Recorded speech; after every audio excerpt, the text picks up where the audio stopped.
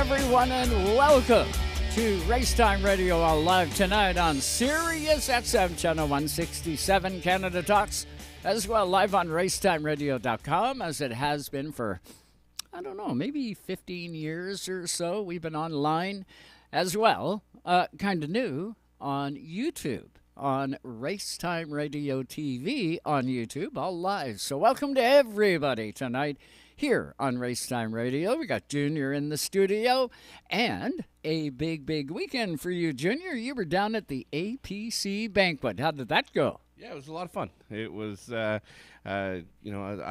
probably been to, I'm going to say, 4 APC banquets. They've done a great job with every single one of them. I said to Sue, I think this is Joe's first APC banquet. No. I'm a little bit wrong on that one. Yeah, I've been to, I think it's my 4th. And then I've been to a handful of Delaware banquets as well, and really cool how they did it this year, of course, with the ownership group of Delaware Speedway, with Luke Ramsey being involved in that, and them being involved in the APC series as well. Really cool that they did it Friday night and Saturday night. Friday night, of course, was the Delaware, where the Delaware champions got crowned, and they spun a bunch of the decorations around, and voila, it was the APC banquet. Yeah, they did a wonderful job with it. You can't say enough about the 4 Point staff. The catering was phenomenal. The party was great, and the liquor was flowing, that's for sure. You look pretty dapper in that blue suit there, kid. Hey, you look pretty good. The Ridgeline tie was a hit. Yeah. The Ridgeline Kelly Green tie. Yeah. It was definitely a hit. It might have been ugly, but it was definitely it was definitely a hit. So you were there with driver of the 17 car, the Ridgeline car, Josh Stoddy.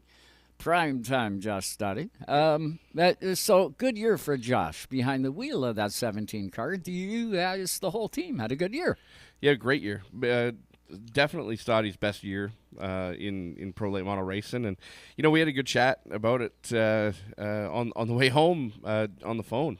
Just banquet's over now. It's time to focus on next year, and we kind of reflected back on the year, and we did it lots throughout the year as well, just talking about how good of a role we went on, and Josh pointed out the fact that the first 3 races out of the box, aside from Delaware, we were P5, Mm-hmm. and Josh himself said, 2 years ago that was like a victory for him to get in the top 5 of an APC race, and so it was a lot of fun to see the year, and all the hard work that those guys have put in, come to fruition, and picking up that big win at Sauble. They couldn't have scripted it any better. A lot of people don't realize how much went into that event. Mm-hmm. That entire weekend, really, on the MEI side, and on the Stoddy Motorsports side. Ridgeline Lubricants had like 210 people at the race. A third of the grandstand at Sauble. They handed out like 250 or 300 Ridgeline shirts, so there was green shirts everywhere in the grandstand. Nice. They gave away a bike to a young kid. They did so much stuff leading up to it. They had a bunch of people from Canadian Flat Roofing and a couple of his other partners actually at the event as well. And when they dropped that checkered flag in the 17, it was in Victory Lane for his first APC win in front of all those people, his hometown, his home crowd.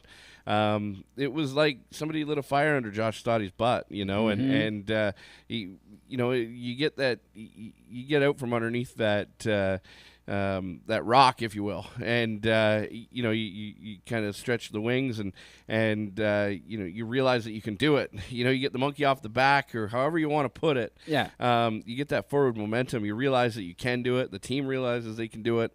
The momentum just goes through the roof, and after that, you look at some of the runs that he had. Of course, got into it a little bit with Kyle Steckley and the 22 team throughout the end portion of the year. You're absolutely. If you're gonna run competitive, somebody's either gonna get into you and create hard feelings that way, 100%. or you're going to get into somebody and without a create question. it. And I'm not throwing any darts at No. Kyle Steckley whatsoever. No. But they got into it, and there was a little bit of a rivalry forming, which quashed itself at Sauble, and you look at the run. Delaware has notoriously been very difficult for Josh Stoddy, and if that race was 109 laps instead of 100, I think Josh Stoddy would have won that race on Great Canadian Weekend. He was coming. The car was coming. So really, when you look at the momentum that Josh and McCall and all those guys have formed, it's really cool heading into next year because. They're not thinking, they're not going in thinking maybe we can get a top 5 in the points. They're going in thinking we can win the championship next year. And he finished third this year. He's only got 3 more spots then to go up. Yep. Did they start last night with 10th place because they honored the top 10? Start with 10th place, work their way up to the top. And what was J.R. Fitzpatrick like by the time they got to him? Hey, J.R. was he's like a new man. He I think everybody kind of sees it. If J.R. Fitzpatrick had the maturity that he has now when he ran CASCAR, my God, the guy would be in Cup. And he says the same thing, he's Canada's youngest national champion. Yeah, 100%. In 2006, he won the CASCAR Super Series championship, Yep. and a lot of people forget about that. Yep. And you can't. He is Canada's youngest national champion. Then NASCAR came in and bought NASCAR and created the NASCAR Pinty Series. Back then it was the NASCAR Canadian Tire Series. But they didn't carry any of the history through from CASCAR. Different. So, different. I'll give you that. I know it's not NASCAR history. It was CASCAR history. Yep. But that CASCAR history was ours. Was the Canadian part of it. Yep. And they totally left that part out. How many NASCAR Pinty's banquets have you been to? And you've been involved with that for a whole pile of years. Yep. 0. Yeah. 0. Like, it all happens down south. The NASCAR 6 1 half Canadian, dozen the other, wherever it is. NASCAR, if the NASCAR Pinty Series is our national tour, be damned if they don't celebrate the championship like APC does, like the Parts for Tours does, or pardon me, the Pro Stock Tour, the East Coast International Pro Stock Tour. They should be celebrating that national championship here in Canada, and then go do whatever you want with it. Take it down south. Do what you want down there. But celebrate the damn thing in Canada first. If it's a Canadian series, it should be celebrated on Canadian soil. TSN should be there. We should be there. Stickers and scuffs should be there. You name it, should be there. It's our Canadian National Series. The day they get all that stuff figured out, Junior, is the day Canada will have a national series that's a Canadian National Series. How do you like that? There you go. I went off right off the bat tonight. Yeah. I mean, and everybody watching or listening is agreeing with that. A banquet is a banquet, though. You look at the size of the banquet that they have down there, and the event that they have. It's a week-long event for all the NASCAR touring divisions. You got to remember, the Pinty Series Canada, is not Cup. The Pinty Series is not Cup. It is in Canada. No, it's not. Well, I know it's not right now, but it could be. And it's not. It can't be. Could be. It can't be. There is full-time drivers in the series. NASCAR would never allow that. There is full-time competitors. That's bad business. No, it's not. It is. It's not. Not if it wants to be Canada's national series. It is Canada's national series. It isn't. It's the U.S. 5th ranked, and it gets mixed in. It gets 15 minutes of fame from what I've seen online. That's all the ARCA series gets. That's all the Truck Series gets. That's okay. That's all the Xfinity That's okay. Series I get that. They've got 1 million American series. I get that. Yeah, but the hierarchy of NASCAR is the Canadian National Tour. Yeah. Well, with APC, They go. What are you saying? They race from Edmonton to Newfoundland. Yeah. They are Canada's national tour. How does a banquet change that? Well, because you celebrate it. You celebrate the year, just like they you do guys on the did front last straightaway night. at Delaware Speedway. And they're celebrating the last race of the year. And then the champion gets to go down and celebrate with all the other touring champions. No, do it right. Do it here in Canada. Then take your road show and do whatever you want. Would have to. Somebody else would have to buy it and drop the name NASCAR. Why? Because NASCAR is not going to create another national entity that competes against the Cup Series. They've already done it. They've already bought Canada's national tour. And they have grouped it into all of the touring. No, divisions. They grouped it in with all the weekly stuff in the United States. No, they grouped it in with all the other national tours. NASCAR also owns a tour in Mexico. NASCAR also owns a tour in Euro. Okay. And they both support and they both have a banquet in North Carolina with the NASCAR Pinty Series. I'm not saying don't do that. Go ahead and do it, but just celebrate it here in Canada before you do it. That's all. Well, it's not like it was a secret at this time of the who year. The champion was. The champion is it doesn't matter. Crowned Joe. at Delaware Speedway. No, it should be celebrated in Canada. And I do believe if they want an ounce of respectability, they should adopt part of the history of the Canadian, from what Tony Novotny put together in CASCAR. And I think J.R. Fitzpatrick would be recognized for that as Canada's youngest national tour champ. He didn't win the NASCAR Pinty Series or the NASCAR Canadian Tire Series. No, he won something better than that because there was way more cars back in CASCAR's day. But it was ran completely different.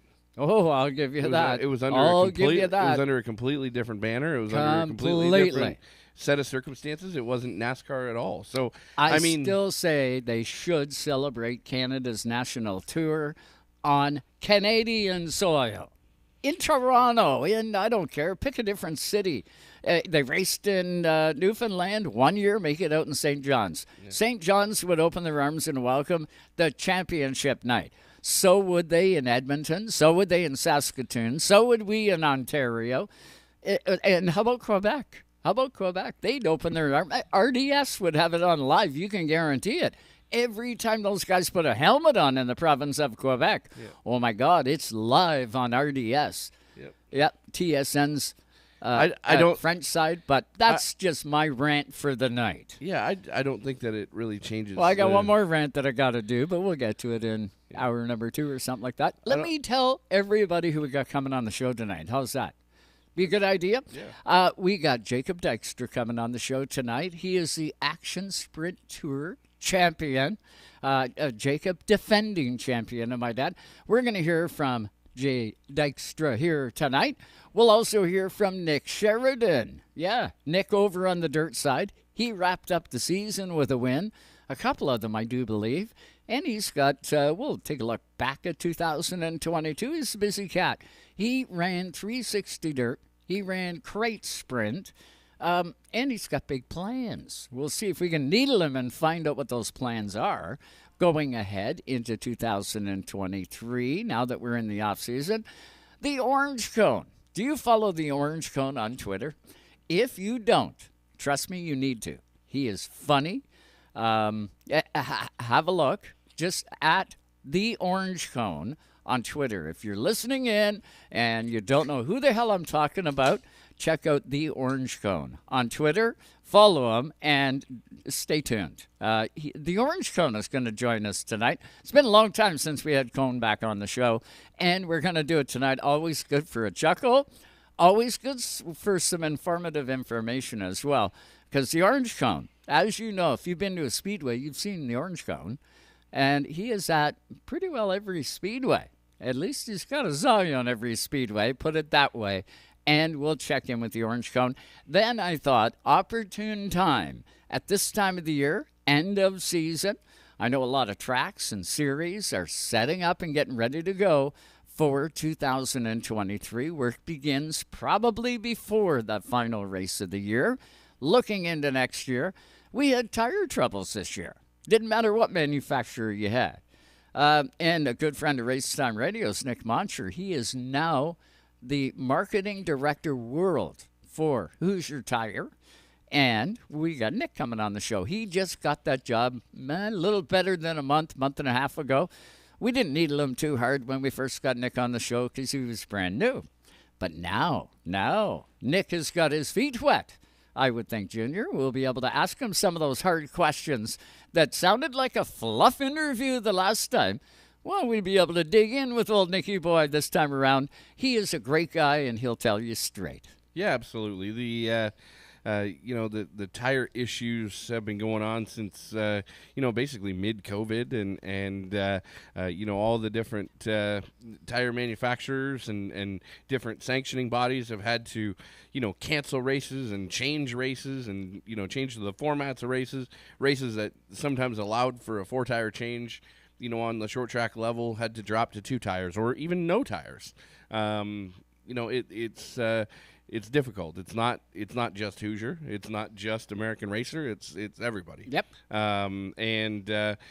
Definitely will be interesting to hear Nick Moncher. I know that Hoosier continues to send out releases and kind of updates on where the industry's at.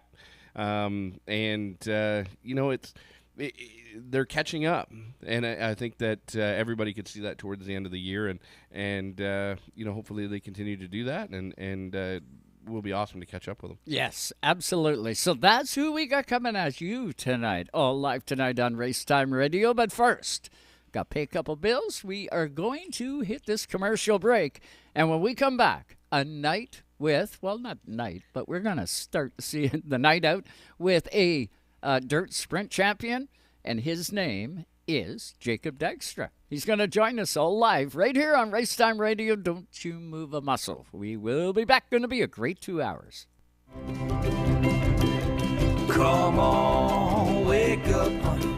I got a little money coming my way. We gotta get out of here. If you find me some cigarettes, little whiskey and me. From coast to coast, you're listening to Canada Talks. Now, a flashback in Canadian music history. Here's Eric Alpert. Tom Cochrane's most famous song, Life is a Highway, was a #1 hit in Canada, and it hit the top 10 in the Billboard charts back in 1992. It was written after Tom's famine relief work overseas took place. He was so taken with what was happening there, he wrote it as a pick-me-up to himself after watching the devastation. That's why he mentioned places in the song like Khyber Pass, along with his hometown of Vancouver. Canadian sports trivia. Here's Joe Thistle. During the 2000 NBA All-Star festivities, the Toronto Raptors' Vince Carter exploded to win the dunk contest with a series of moves including a through-the-leg slam. Carter's air show was a defining moment for basketball in Canada, putting the Raptors and the entire country on the map. A championship now in the books, Canada has become a hotbed for NBA talent, and it was Vince Carter flying through the air that started it all. Canadian sports trivia. Even though Napa is a nationally known name, nearly all of our stores are built from the ground up by local owners and families. People you might call neighbors will be here, there, and everywhere, doing what neighbors do to keep their communities moving forward. You stop by a Napa Auto Parts store, you can count on Napa know-how. Tonight's Race Time Radio is brought to you by Napa Auto Parts Stores, New Glasgow, Antigonish, and Port Hawkesbury, Nova Scotia. You can count on Napa know-how. AP Race Fuels, the worldwide leader in race fuel technology. Now, a flashback in Canadian music history. Here's Eric Alpert. Rush holds a special place in our hearts and in the record books. They've sold more than 40 million copies around the world. They have a star in the Hollywood Walk of Fame, inducted into the Rock and Roll Hall of Fame, and Officers of the Order of Canada. And they've released 24 gold records and 14 platinum albums, placing them 5th for the most consecutive gold or platinum studio albums by any rock band. From the high banks of Daytona, we cover it all. Ooh, that's gonna leave a mark. And now, back to the Joes. Hey, shake and bake, Cal! Woo! Shake and bake! Here on Race Time Radio. And welcome back, everybody, to Race Time Radio, all live tonight on SiriusXM Channel 167, Canada Talks, as well on RaceTimeRadio.com and on our kind of new YouTube page at RaceTimeRadioTV. Check it out And join us each and every Sunday night at 7 o'clock, all the way through the off season, all the way through next season. You get it. We're going to go all the way through. Let's get to the hotline, shall we? And it's my great pleasure to welcome in a guy that we've had on this show a couple times over the last year, and we got him back. He is the defending champion in that Action Sprint Tour. His name is Jacob Dykstra. What's going on there, Jay Dykstra? What's going on? Not much, man. We're just out here doing some work in the race shop a little bit before we go to Charlotte. I was going to say, I knew you weren't going to hit the couch yet. You keep the candle burning at both ends. If it isn't Charlotte, it's going to be another race. You guys don't have much time to turn that machine around each and every time, do you? No, not really. We finished the season off with last weekend with the Action Sprint Tour, and then we hit a couple other races in the States, and now we have a couple weeks off, and we're going to go to Charlotte, North Carolina, and race the World Finals. So, speaking of a finals, you won a final up here, did you not? Well, we won at Humberstone the first night with a tie with Mike at the same time. Yep. Jacob, you're in cell hell. Put your hand out the window.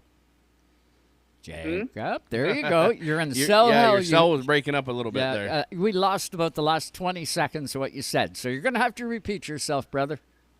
Well, we won the first night of the Fall Nationals over at Humberstone Speedway. We won the first one, and then had to fight through the back on the second night, and still finished pretty good. Yeah, good for you. Good for you. All in all, score the 2022 race season for Dykstra Motorsports. How was it?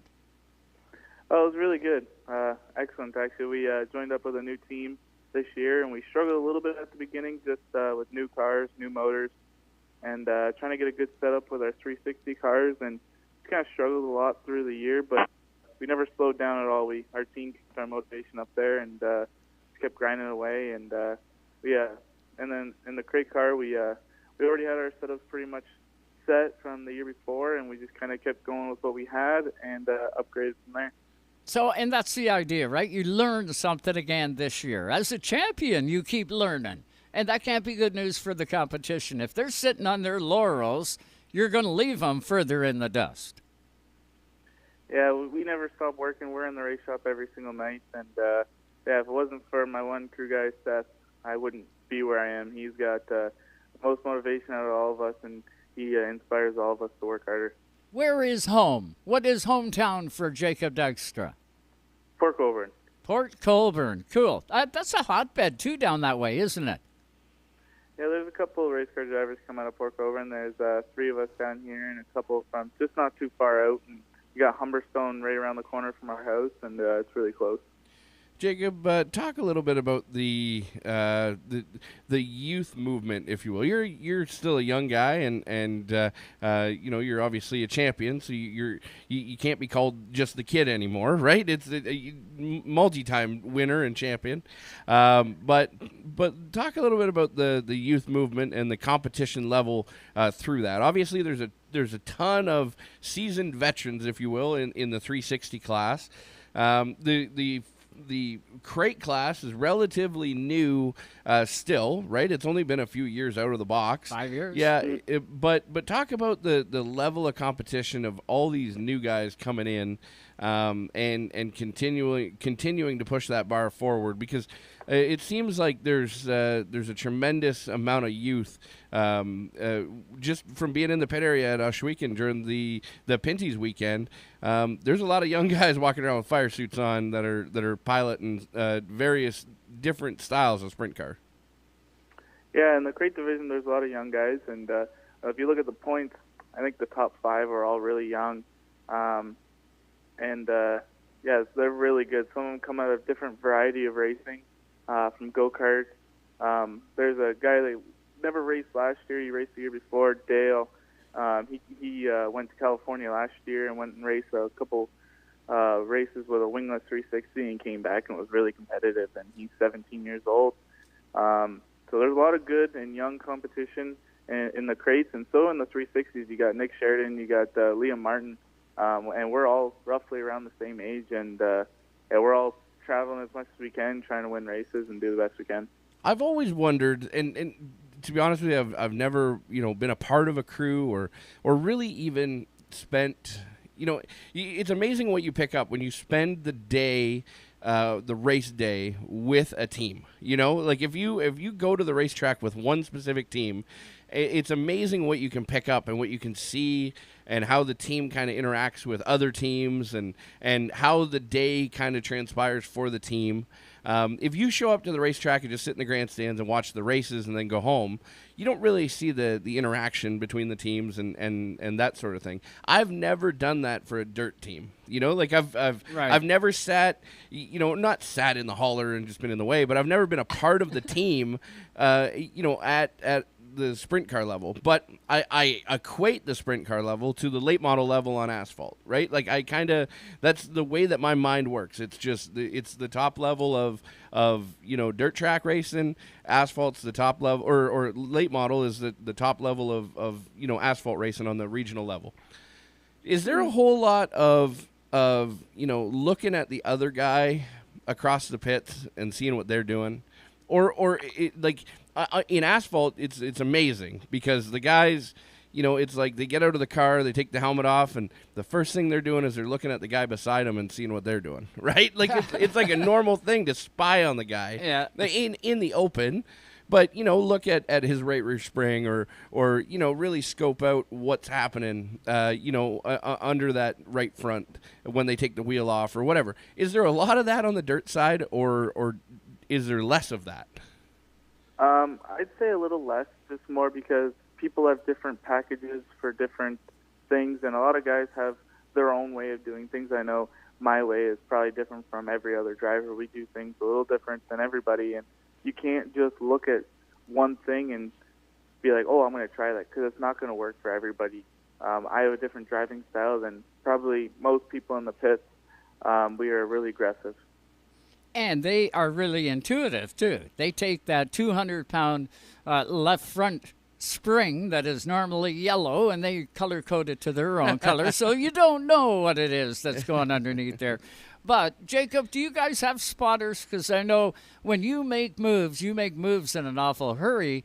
I don't know if there'd be a spotter out there that could be able to keep up with you guys.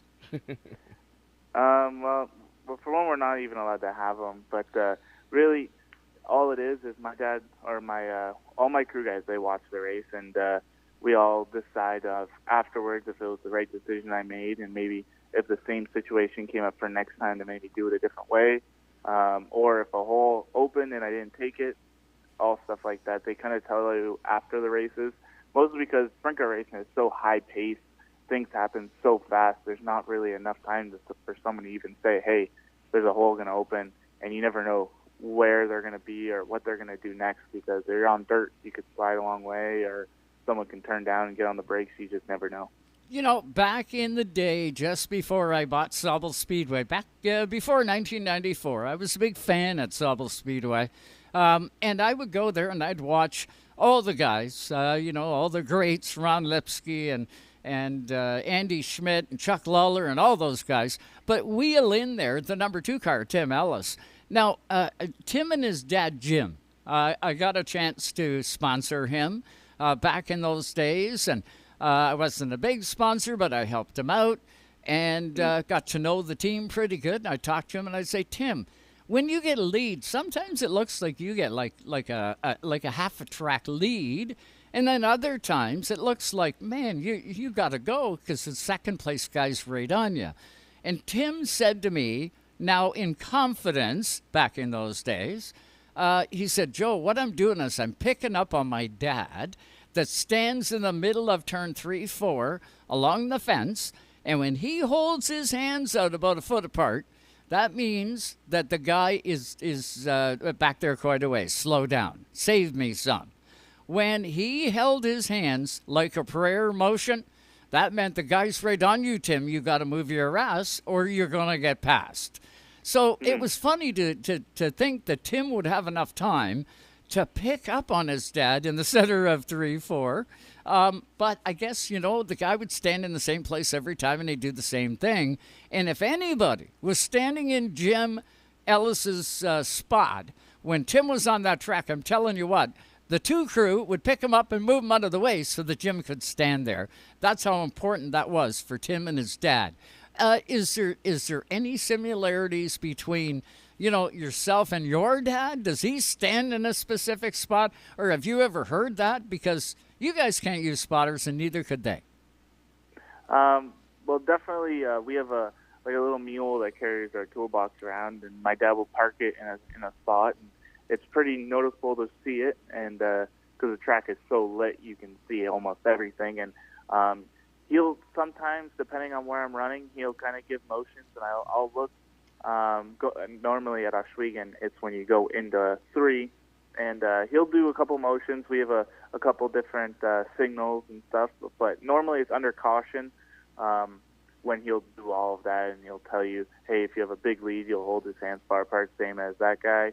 Or he'll do a motion of pulling his arm back and saying, hey, you got to pull your wing back. You're a little loose. Because sometimes it's better to be watching from the outside in, and you can see everything. You can see where guys are running. You can see if the car's a little loose. I know I'm pretty good at feeling the car and knowing how I like it, and I like the car a little bit tight.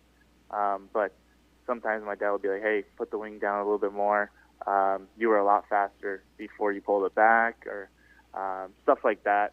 It's definitely a big help when you can't see the guys behind you and where they're running. Yeah, kind of crazy, too. I said all that, and as it came out my mouth, I went, Oswego, nobody stands in turn 1 and 2 or turn 3, 4. With you guys, there's a runoff area there, and probably would not be a good spot for anybody to stand. But I do digress. We are with Jacob Dykstra. He is one of those sprint car guys. You can see him in the crate sprints, the 360 sprints, and if you're going to Charlotte, you're going to find out who Jacob Dykstra is for yourself. Junior, what a driver, what a champion. Yeah, absolutely, and what a monumental trip. I lived in Charlotte for a handful of years, and there was 3 times where the traffic was noticeable. 4 once they went to the 4 wide nationals with the drag strip, but when the dirt nationals were on. That place came to life for like a week. Yeah. It was so cool to see. I literally lived, I was the closest apartment complex to Charlotte Motor Speedway. And when the Dirt Nationals came on, or were coming up, it was, it flooded the town with sprint cars and sprint car memorabilia, and you'd go out for dinner and everybody in the place was wearing a sprint car or a dirt late model shirt or a different piece of dirt memorabilia, more so even than the NASCAR side of things. Just all the big names, but all the small names as well. Jacob, talk about the apparel side of dirt racing. Do you have a cool apparel line? Do you have a bunch of stuff with Dykstra on it? And are you going to have anything available down there at the Nationals? Well, we're not like those big guys. We don't have a trailer or anything. No. We do have shirts, sweaters, and hats.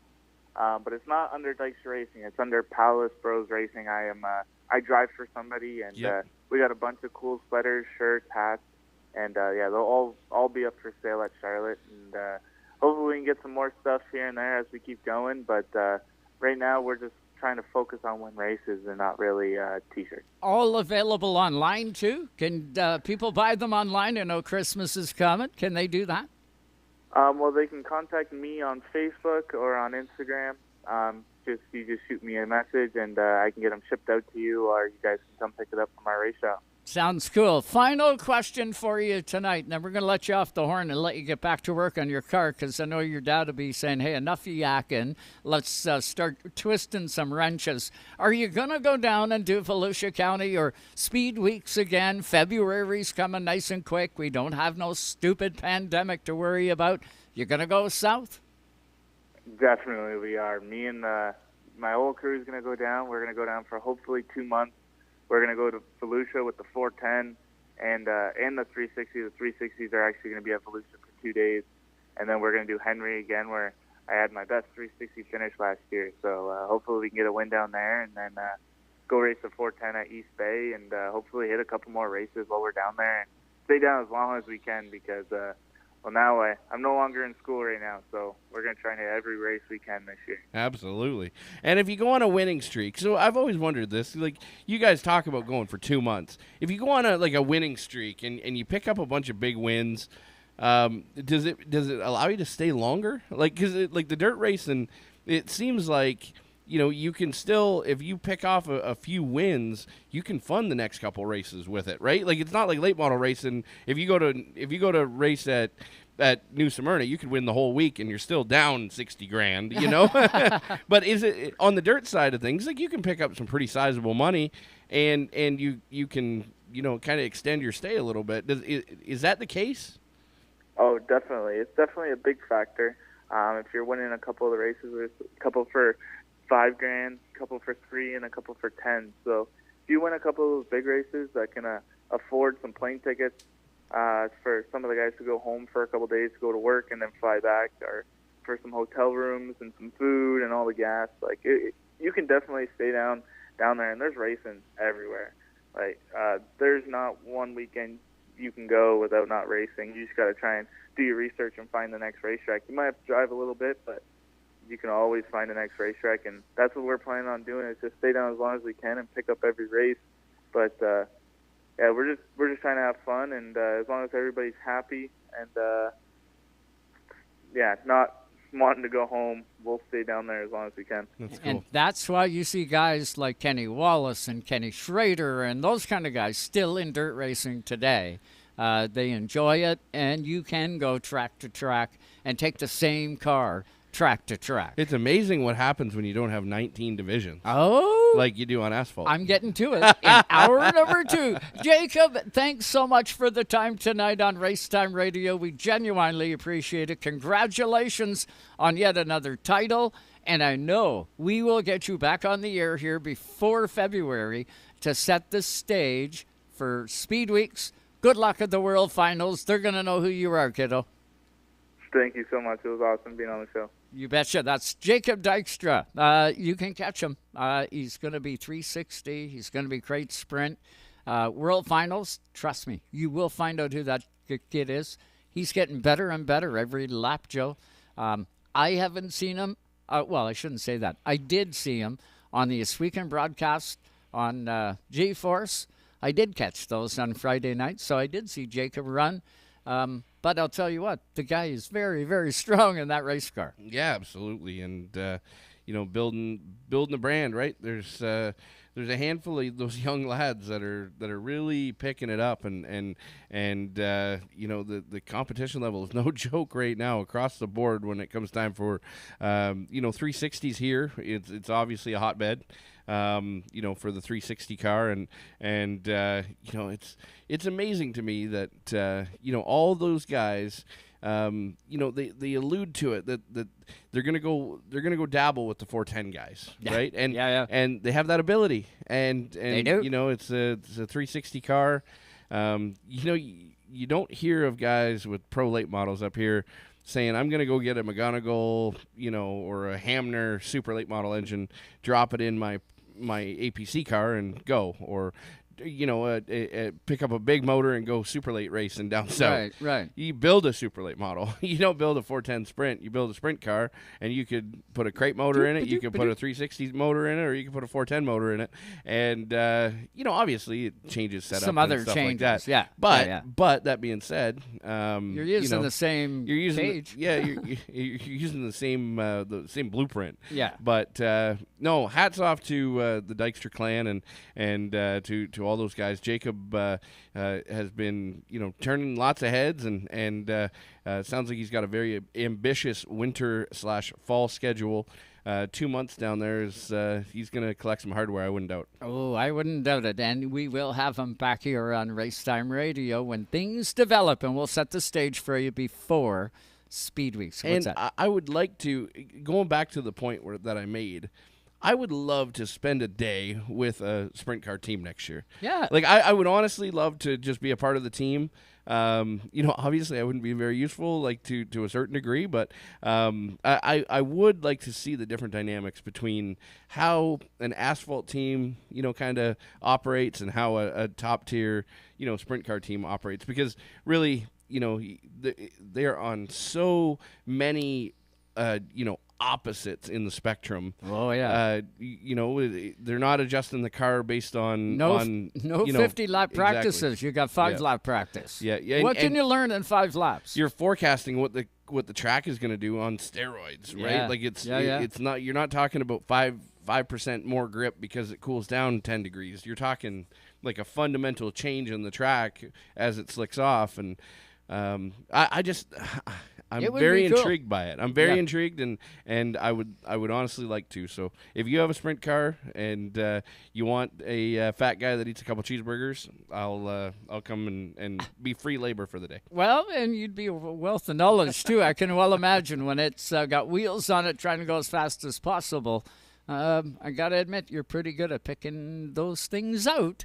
That can sometimes make a difference. Our next guest had a wild 2022 season. He did some winning, and he did some jumping from sprint car, crate sprint cars into 360s, and he is part of one of those cherished families in our sport here in the province of Ontario. His name is Nick Sheridan. I didn't forget your name, Nick. He is going to join us on the other side of the break. Stay with us. Nick Sheridan next.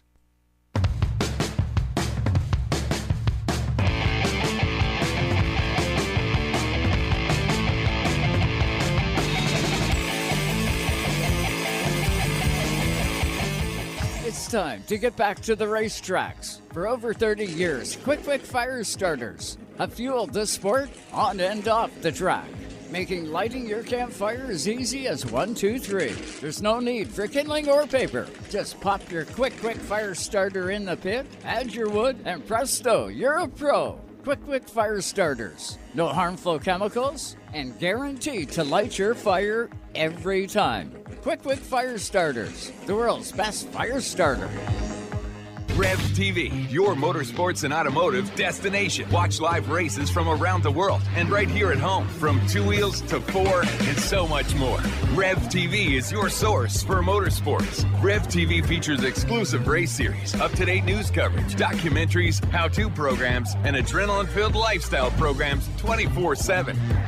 Go green with Rev TV. Contact your TV provider to order. Tonight's Racetime Radio is fueled by AP Race Fuels, the worldwide leader in race fuel technology. If you're a Springsteen fan, you just found the promised land. Hear rare interviews and performances. Live concerts. Is there anybody alive out there? Celebrity guest DJs. This is Rob Lowe. Hey, baby, it's Little Steven here. And more exclusives when listening to Bruce Springsteen's channel. Welcome, Bruce Springsteen, to E Street Radio, your home away from home. Great to be here. E Street Radio, SiriusXM Channel 20. Canadian sports trivia. Here's Joe Thistle. During the 2000 NBA All-Star festivities, the Toronto Raptors' Vince Carter exploded to win the dunk contest with a series of moves, including a through-the-leg slam. Carter's air show was a defining moment for basketball in Canada, putting the Raptors and the entire country on the map. A championship now in the books, Canada has become a hotbed for NBA talent, and it was Vince Carter flying through the air that started it all. Canadian sports trivia. Men, morning men. Hi, I'm Evan Cohen. And I'm Mike Babchak. We were given 30 seconds to describe our show, Morning Men, on Mad Dog Sports Radio. So I'll ask you some questions, and you give me the answers. What do we do for fun? You go to the diner with your family. Me, I drink and forget I have a family. Biggest crush? You, Tom Brady. Me, anyone in yoga pants. What do we want to do more of? You, talk about what happened the night before in the world of sports. Me, I would like to do more of my wife. I think we just ran out of time. Morning Men, 6 to 10 a.m. Eastern, Mad Dog Sports Radio, SiriusXM 82, and the SiriusXM app. Gentlemen, start your engine! Welcome back. Racetime Radio. I think I like it too.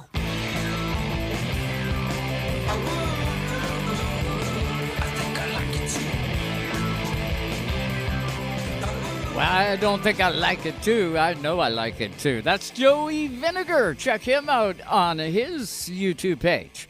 Hey, Joey Vinegar's got a lot of great tunes. Check him out. Joey Vinegar. What? I got to put in a vacation request. Oh. I'm not going to be here next week. Next week? I'm going to see Kevin Hart. Well, you got a good excuse not to be here next week. I'm going to go to Toronto and gonna sit in the grandstands and watch some comedy. Oh, you will have a hoot. Kevin Hart is so funny. I can't wait. I've never seen the guy. I've only been to a couple comedy shows, so I'm actually pretty excited about it. It's well, gonna be neat. Good for you. I seen George Carlin back in the day. Yep. Your mom and I in Las Vegas, right up front. We were front row. Yep. And I'll tell you what, it was awesome. George Carlin was hilarious to watch live. Stand-up comedy back then, did they have microphones? You are no, I can't say it. You can say it. No, I can't. You can. No, I can't. But I can tell you about, an hour and a half after the George Carlin show, we seen him at MGM. Mm-hmm. And your mom said, hey, let's play the slot machines. And I said, I'm not playing the slot machines, but you go ahead. I'm going to sit at this blackjack table. Yep. So I sat there.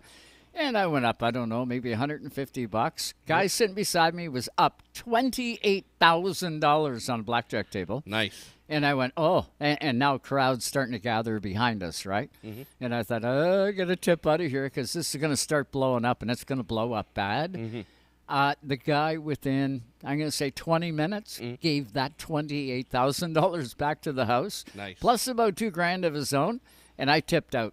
And I looked over at Sue and I said, how about you? She goes, $150.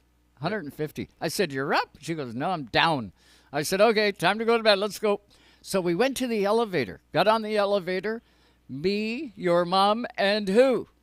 George Carlin. George Carlin. That's right. He was on the elevator. That's cool. And he had a newspaper in his hand. He already had his pajama bottoms on, but it was George. Yeah. And I looked, and he put the newspaper down, and I said, George, great show. He said, oh, yeah, you guys were front row. I said, yeah, we were. I said, I've been listening to you since Class Clown. Yep. I had your 8-track, so now I'm dating myself, but I did. I had George Carlin's 8-track, Class Clown, and it was pretty cool to meet my comedic hero, George Carlin, to see him live in Vegas, and then to ride the elevator. He went up to, I don't know, we were on the 20th floor, and he was still going, so probably penthouse up top. But kind of cool to see George. But good luck at Kevin Hart next week. You will be missed here, but I want to hear all about it. Yeah. Let's get back to the hotline, shall we? Talk some racing. This next guest, man, he had a decent 2022. Didn't say real good season, but I did say decent. He got wins in sprint car. He got wins in a sprint car crate division. And Nick Sheridan is always a great guest here on Race Time, and he joins us now. What's going on tonight there, Nickosaurus? How are you? Hey, Joe. I'm not too bad. Just happy to be on the show. How are you guys doing tonight? Doing good. So what's happening with your race team? Are you like Dykstra getting ready for the World Finals down at Charlotte? You heading down there to race, to watch, or what?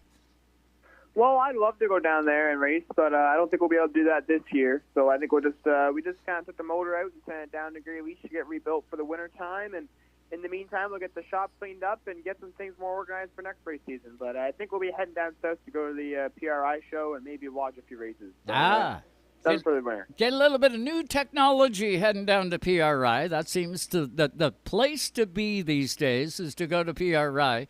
If it's new, it's going to be at that show. For sure. I've been there. I went there in 2019 for my first time, and I loved it. It's just awesome to see all the new products and learn what's going on in the racing world and get it firsthand. So it's definitely a great place to learn and just a great atmosphere, and I love going down there. So we'll go down there again this year and see what we can learn. You're going to take the old boy with you? You're going to take the brother along? Is it going to be a family run down to PRI? Is it just going to be you flying solo with the crew? Well, I am the only one that's guaranteed to go. I know Dad's got to work for the first day, so I don't know if he's going to come down for the second two, and we'll see if Jake gets time off work. But we will see. I know I'm guaranteed. I'd love to have them come down with me. And where is it this year? Is it back in Orlando? No, it's in Indianapolis, right downtown Indiana there. Ooh, yeah, down in Indy. That'll be good, too. That's a good spot to be. Yeah. Yeah, good deal. Nick, you had a fun season, is what you had. It seemed like every single time that I seen you had a big grin on your face. No, that's nothing new, but you did have a fun season this year. To talk us through the changeover, stepping into the bigger motor sprint car, talk us through, the first couple nights, which were amazing, and then talk us through the rest of the season.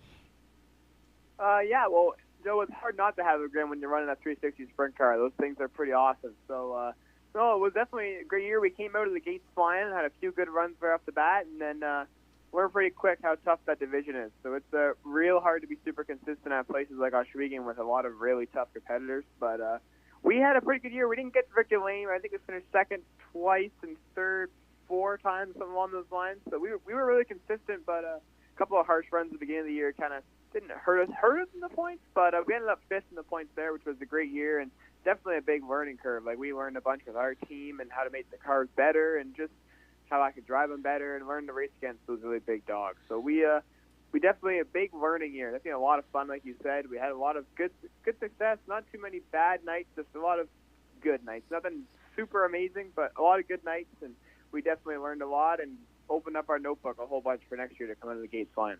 I picked up on quite a few of your races on G-Force this weekend, and I think back, Nick, and I don't know, it was probably either half or 3/4 of the way through the season. You had been struggling early on, and this particular night you started rolling, and man, you were right up at the front. I can't remember who it was that got by you, but there was a little bit of contact, and I thought, these guys are going to really be pissy with Nick. But it wasn't. In the post-race interviews, the second-place guy was good, the first-place guy was good, and you were third. Yeah, that's definitely a pretty – I think I know which night you're talking about, but it's definitely crazy. Those guys are very aggressive, and they always go hard all the time. So sometimes you got to take it, sometimes you got to give it a little bit. And luckily there's plenty of give and take in that division. There's a lot of good races to race against, and it's just it's a good division. I think it's a great division to race in Ontario, and plenty of good people, and just a lot of fun. Biggest takeaway from 2022, the biggest aha moment, if you will. What was it? I'm trying to think what that. I don't think there was really one particular moment I can say about that, but we definitely learned quite a bit about the setups every single week. I love trying new things, and every week we try something new, and that did work, or that didn't work, and this and that, and definitely a lot about racing too. We learned kind of when we were running the touring series as well, the Knights of Thunder series, and we go to those other different tracks. You definitely learn what you got to change for them, and just learn how to be consistent everywhere. Just it's tough to do, but I've always loved consistency. I try to be a consistent driver. I'm not one of those drivers who goes for checkers and records all the time. I just like being near the front all the time, and I think we're really building that with our team. Absolutely. On basically, you want to race on whatever racetrack is next, right? It doesn't really matter what racetrack it is. If there's going to be a race and it's a sanctioned race and there's a payout and there's a checkered flag, you want to go race it. We all know that. But what is on the bucket list for Nick Sheridan on racetrack styles? Like, there's got to be a bunch of crown jewel style racetracks that run sprint cars down south that you kind of lust after or drool over when the World of Outlaws guys show up there, or when you see it on Flow Racing. You've got to have a bunch of racetracks that you would really like to go to and get on. What would they be, Nick? I've always loved Eldora. Eldora is an awesome track with the progressive bank. You can run the top. Sometimes you'll see them run the bottom, but if you can bang the boards there, it's a lot of fun, which I've seen a lot of guys do. And I'd love to do that. Hopefully we'll be able to do that with our program a couple of times next year with the 360 series. Yep. There's the NRA Sprint Invaders that run there a couple of times. I'd love to just go run a couple of those races. But that's a great track. I don't think we'll make it to Port Royal next year, but I also love that track. Just some big places you can really keep momentum up, which I feel like I've really enjoyed doing that, and we've had success with tracks that are like that. But those are good.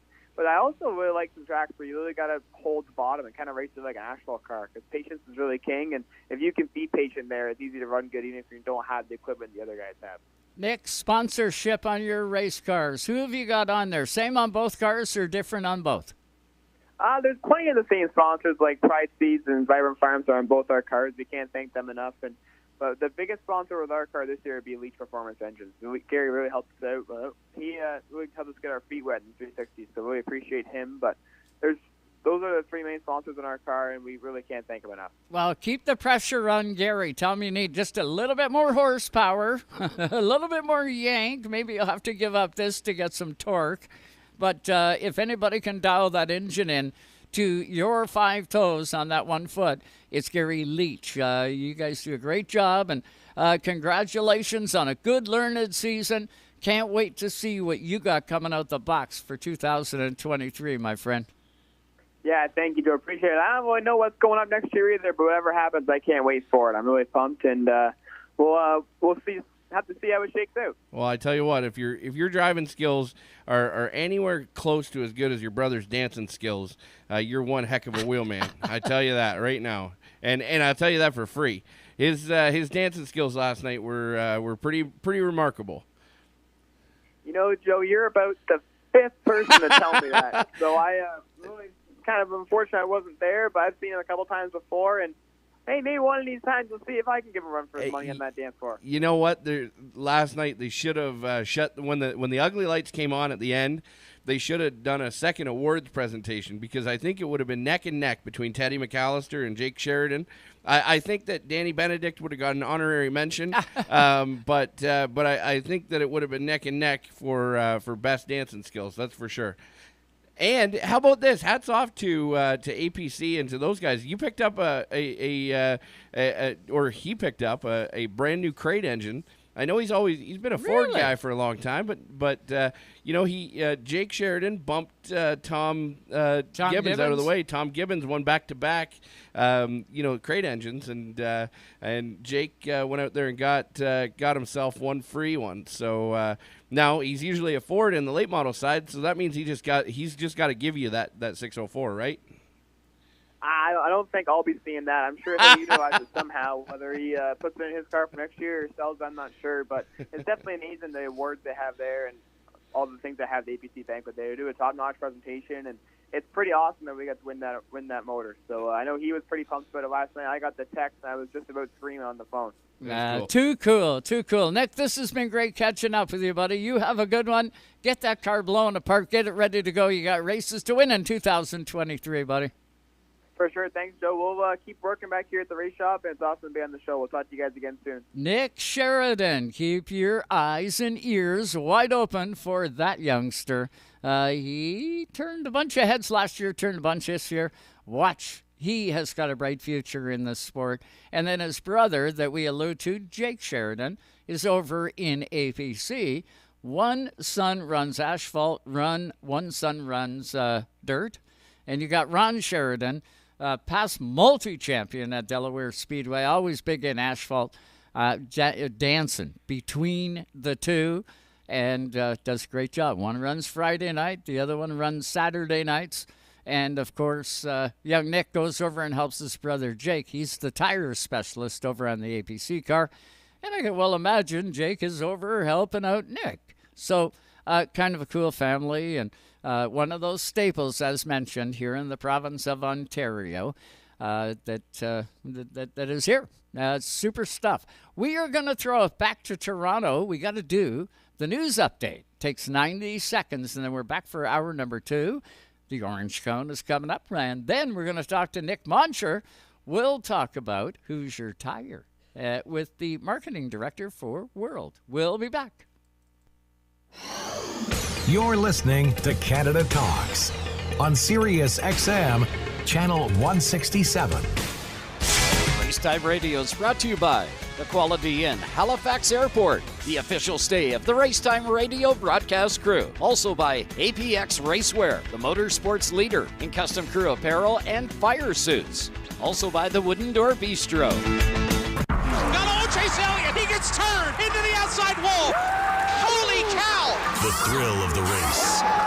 He's way sideways. Definitely sliding into it, out of control. Unbelievable how quickly things can change in racing. You just never know how it's going to play out. Insider access to the drivers. We'll roll with it. We're enjoying it. We'll collect as many trophies as we can. All right, let's go finish this thing, baby. It's new normal. Better figure it out. SiriusXM NASCAR Radio, Channel 90. Thank you. You are the man.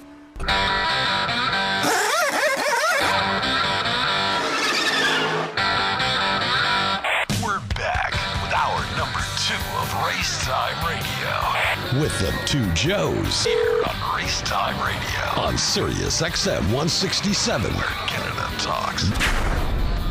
And just like that, we are back with you all live for another full hour here tonight. All live on SiriusXM Channel 167 Canada Talks. You've got your SiriusXM subscription yet? If you haven't got that yet, you really should. I'm telling you. It makes a great gift idea as well. If you're looking at that gift that keeps giving, you get every single NASCAR race, no matter if you're driving down the road. You got SiriusXM NASCAR Radio that you can tune into. MRN, PRN does the broadcast, but Sirius NASCAR Radio Channel 90 carries every single NASCAR race. You'd never miss another one. And then, of course, you got Race Time Radio that you could tune in as you're driving back and forth to the cottage or what have you. You can jump on with us every Sunday night from 7 to 9 p.m. Eastern. And keep it locked on Canada Talks. We got a lot of great programming on this channel. You don't know what I mean? Check it out. That's up to you. We are also live on RaceTimeRadio.com and new just about a month and a half ago on our new YouTube channel, the YouTube RaceTime Radio TV. You think I'm going to get that right one of these days? Yeah, think? RaceTimeRadio.tv. No dot. Yep. Nope. If you do it, it takes you right to it. Yeah. Oh, does it? Yep. With the dot or without it, don't matter. Yeah, it don't matter. And you can watch live. Watch. You're here in the studio with us. And eventually, this is going to get better, too, because we're going to start getting some guests on video that we're going to be able to add in. So we're going to do that. I've just about had it set up, and then our schedule got messed up, and we were off for a week. And then by the time we got back on, Junior wasn't here for like 3 weeks. So there was lots going on throughout the course of the end of the summer. But things are going to tighten up here a bit. We are in the off season now. We're going to miss him next weekend because he's going to go down and see Kevin Hart in Toronto. That'll be a lot of fun, Junior. You're going to have a blast at that, baby. It will be. Yeah. Now, something I wanted to talk to you about. I'll also let you know, we got Orange Cone coming up. Do you follow him on Twitter? If not, do it now. The Orange Cone. Follow him on Twitter and then keep listening. Keep listening because you're about to meet the Orange Cone. Cones don't normally talk. Normally, they just sort of sit at the side of the racetrack and sometimes get ran over and direct people where to go and stuff like that. But this Orange Cone is a little bit different. He not only talks, but he types. And some of the stuff that this Orange Cone puts out, he's been around forever. And trust me when I say you want to follow the Orange Cone. If you're a short track fan anywhere, Canada, U.S., you want to follow the Orange Cone. Do that because he's coming up. And we will hear from Nick Moncher. He is the Canadian marketing, or pardon me, well, he is Canada, but he's Canada, U.S. World Marketing Director for Hoosier Tire down in the U.S. Nicky is the man right across the board. We're going to ask him some of those questions that we've all been asking. We're going to get some answers from the top here tonight on Race Time Radio. But before we get to those two guests, Junior, you put a post out on Facebook this week. And, man, did you stir it up. How many comments does that thing have? Like, last time I checked, it was like 43 comments on it. Give us the gist of it, that post. Yeah, so the root of it is... Yeah, I was going to say, where did it all come from? Where did the idea come from before you started typing that post? Well, I mean, I've had conversations about this in the past. I've had people come up to me and say, you're a real blank disturber, you know, and you stir the pot and you blah, blah, blah, blah. And I'm not that way. I put a lot of thought into racing. I put a lot of thought into motorsports. And you've been in it since you were 5 years old. Yeah, I want the best for motorsports, no matter what. I want good racing. I want full grandstands. I want full pit areas. And I think we all do. That's what every motorsports guy, every motorsports girl wants the best for motorsports. you know, when I look at the landscape, and I know I alluded to it a little bit with Jacob Dykstra, the benefits of not having, you know, 1,000 different divisions is you've got the opportunity to go race, you know, Monday through Sunday at racetracks all across the United States on the dirt side, and you can't do that with asphalt. And I'm an asphalt guy. I love asphalt racing. You know, I know we led into the show with two dirt guys, and you know, my heart, my soul is in asphalt racing. I love late models. I love, you know, everything to do with asphalt racing, whether it be four bangers or whether it be super stocks or hot rods, whatever it is. I want to watch it. I want to partake in it. I want to be a part of it. I want to watch it. I want to, you know, I want to touch it and feel it and be a part of it. And you want to be proud of it. Exactly. The same pride that the guys take inside those race cars. Yeah, absolutely. Yep. So I made a post, you know, and it's been on my mind for quite a while, is just the, you know, how many divisions there are across the spectrum of asphalt racing. And it doesn't specifically Ontario. Yeah, specifically because on Canada's East Coast, in Newfoundland, you got four classes. You got four classes to choose from. That's what you have in Newfoundland. You're either a Bandolero, a Legend, a hobby stock, or a late model. Yep. Now then move into the Maritimes. Yep. How many divisions are in the Maritimes? There's 8. 8 divisions in the Maritimes? Yeah. Then, a couple have been added the last couple of years to emulate kind of what's happening in Ontario, I would think. Exactly. And then but they're added in as a tour. Yeah, as a tour. But 6 1, half a dozen the other. It's when I look at the landscape of Ontario motorsports, you know, people say that there's less cars, there's less racers than there used to be, and I wanted to call BS on that. So I literally went through and I totaled up from the point standings from every single division in Ontario. Yeah, I missed Pro 4s. And you missed junior late models, no, I didn't. think. No, I didn't. You? Didn't you? I thought you did. I intentionally didn't include junior late models, go-karts, or bandoleros. Those are feeder divisions. So those there, I want 1,000 of them. I don't care how many it is. Get a kid involved in a motorsports entity, and he's going to end up in, or she's going to end up in one of the other forms of motorsports. There's only one Bandolero, as far as I know. Those guys dropped the ball on that baby. But what I'm saying is I didn't include any of the feeder divisions from the youth side of things. Right. And I didn't include the United 8s. I didn't include the combined 4s because they were created for the sole reason is that there's too many divisions and everything is so convoluted. And everybody not everybody, but I did see a couple pushbacks on that saying, hey, well, you were the guy that brainchild the United 8s and combined 4s. Why did you do that if there's too many divisions? And the sole reason is so that you could run any of these divisions that I had listed. They're not a new division. Exactly. It's not a new division. It's one that compiles all the stupid divisions that are out there to bring it into focus. Now, I listed all of them, and I said in a dream world. Yes. In a dream world, I would knock it back to 5 divisions in Ontario. Mm-hmm. 5 divisions. I would have pro late models. I would have not including tours. Now this is not me. Including tours. Including tours. Including tours. Including tours. Yeah, that might be a little tough. I would have 5 divisions in Canada. Yeah. In Ontario. In Ontario. And really in Canada. That's what I would want.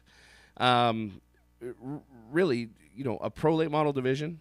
And I was using these as just the bare metrics because they have the most car count now. They have the brightest future, if you will, down the line. And it has nothing to do with the caliber of competition from the other series or the other divisions. I said pro late model, super stock, mini stock, bone stock, and legends. Those 5 divisions have got the brightest future. Mini stocks, kind of on the fence, but that being said, you could create a really neat 4-cylinder division. Sure, combine them. And a really neat 4-cylinder division if you opened it up and allowed them to be like a 4-cylinder style late model, you could have a really neat style. That's called Pro 4. And at Flamborough Speedway, not. They're like a modified. They're like a modified. If you look at the compact division that's down south in Florida and Texas and Alabama and into like South Georgia and South Carolina, they've got a compact 4 division. They're basically like a tube clip like a tube clip 4-cylinder division, and they've got the 4-cylinder style body on them. Yep. And they have a whack of them. Do they? Really neat. Oh, that's cool. It's kind of where mini stock is headed. You know, you look at some of these mini stocks now, and they're amazing. They're little late models. Oh, they're rockets. And they're fast, but they're spending way too much money. When I look at it, if you had those 5 divisions and that was it, and you said, look, I'm not scheduling any other races. Those are it. You still got to have specials. You want APC to roll through. No. APC is a pro late model, so they're on that list. Oh, gotcha. But everything else, sorry guys, everything else, including whether it be hot rods, whether it be modifieds, whether it be what would you do with cars. them? What would you do with them? How I said it is, and part of the post is what you would do to supplement it is charge everybody at the first and second year a multiple on the registration so that the entire industry takes a hit, and incorporate them when they buy a new car, when they buy a super stock, when they buy a mini stock, when they buy one of the other ones, they get a supplemental or a subsidy check for doing that. And the entire industry takes a hit. So if it costs everybody right now on average $200 to register for the year, make it $1,000. Make it $1,000 for year 1 and 2. And now, everybody with a super stock, they don't need to. Everybody with a late model, they don't need to dip into that. Everybody with a 4-cylinder, a mini stock, they don't need to dip into that. Anybody that had a car that was registered in year 2022 that wasn't part of those 5 divisions, they can apply, get the check, and go buy a mini stock. They can go build a mini stock. They can, build a super stock, build a late model to conform into it. Now, I said all that knowing that it's never going to happen. Yeah. But if they could find a way to trim the fat in some areas, it might create some good. Well, instead, we look at it, fast forward to, I believe, Saturday. I see a post that, hey, modifieds are coming to sunset. We talked about it. Yeah. And here's the, we'll talk splitting about of a division. Yeah. That's exactly what it is. It drives me bananas when I see this. And I go back to the All-Star days. And we are absolutely not throwing darts at Sunset Speedway. We want by the saying best any of this. for everybody. Yeah. But back in the All-Star days, and this is where the burn comes from me. I had the All-Star Racing Series. I had Sauble Speedway. I owned them both. Anyway, we had really good car count in All-Star. And I would go to the racetrack level, setting up the season, and I'd say, guys, here's what the cost is of a All-Star Super Series race. And they would say, that's too much money, Joe. That's too much money. Yep. And I would say, well, come on. We got to put the money back into the guys. I'm not taking the money that you're giving me and keeping it. Yep. I pass it through, and it filters to the actual race teams. Nope, we're not paying any more money. So we held everything. I still bumped up the purse money in All-Star. I did it through sponsorship and didn't charge the tracks any more money. What did the tracks do? Yeah. The tracks turned around and said, hey, there is no All-Star race on this Sunday. We're going to hold a special, and we're going to pay $5,000 to win. Yep. And I took a look at the grand payout. It was like $4,000 more or $5,000 more than what an All-Star race was. Yep. That they didn't want to pay All-Star to do it because they thought Chisholm was getting rich. Yep.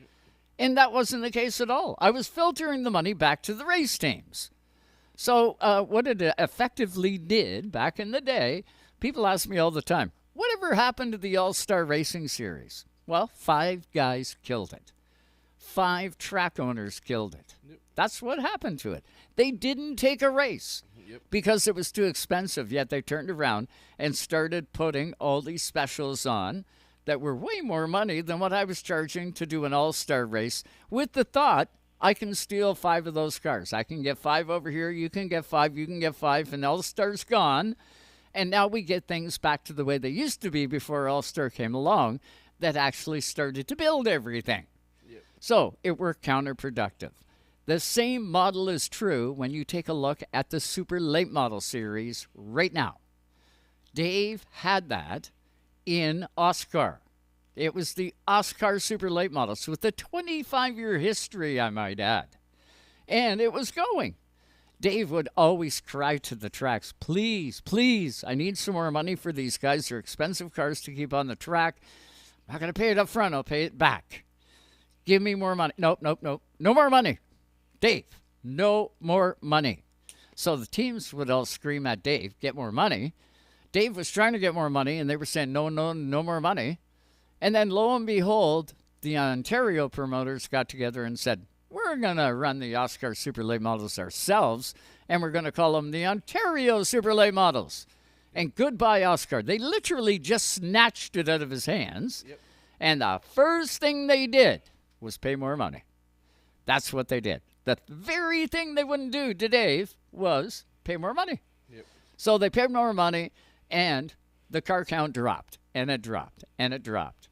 And that's what happened. Now you get down to 10, 12 cars. The odd time the Supers will come out, and you'll have, a great show. 16 will come out. Yep.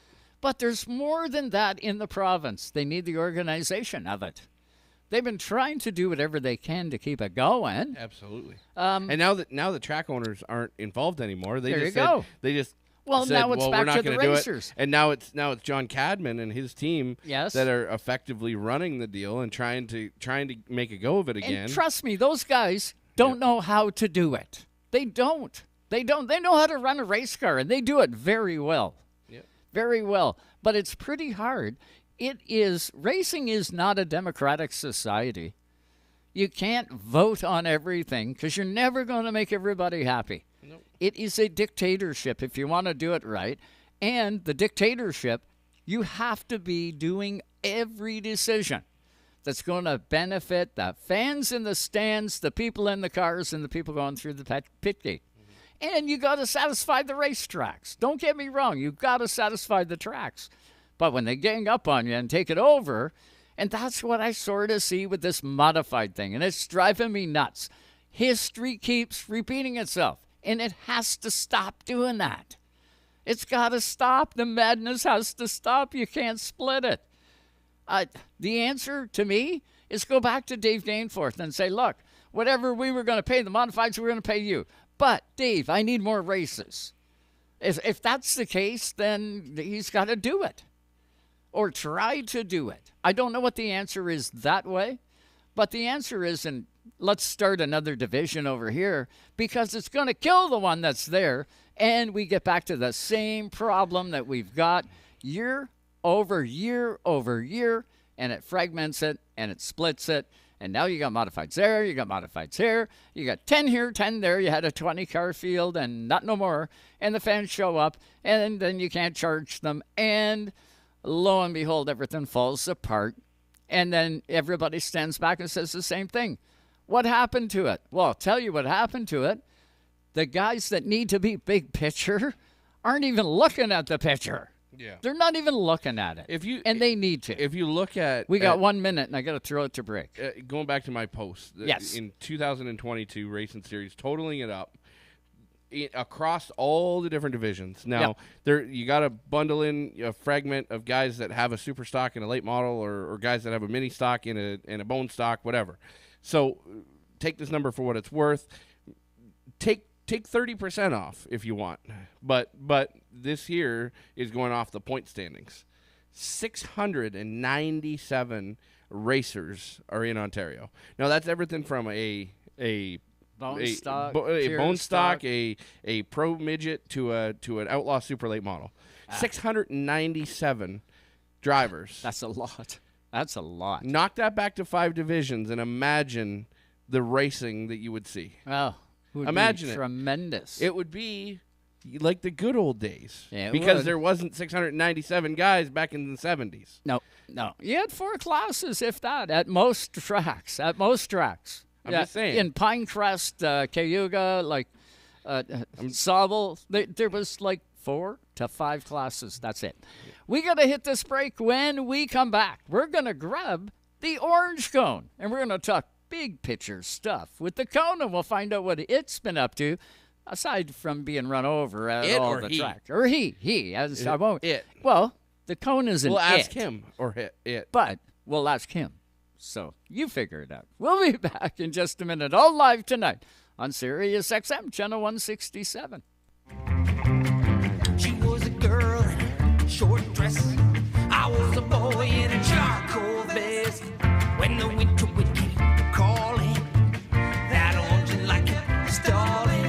I was the one who kept waiting. From coast to coast, you're listening to Canada Talks. Canadian sports trivia. Here's Joe Thistle. November 24th, 2019, the 107th Grey Cup in Calgary, and Winnipeg's 33-12 defeat of the Hamilton Tiger Cats signaled the end of one of the longest droughts in CFL history. It was the Blue Bombers' first championship since 1990, and for running back Andrew Harris, it was doubly historic as he was named Most Valuable Player and Most Valuable Canadian, a first in Grey Cup lore. Canadian sports trivia.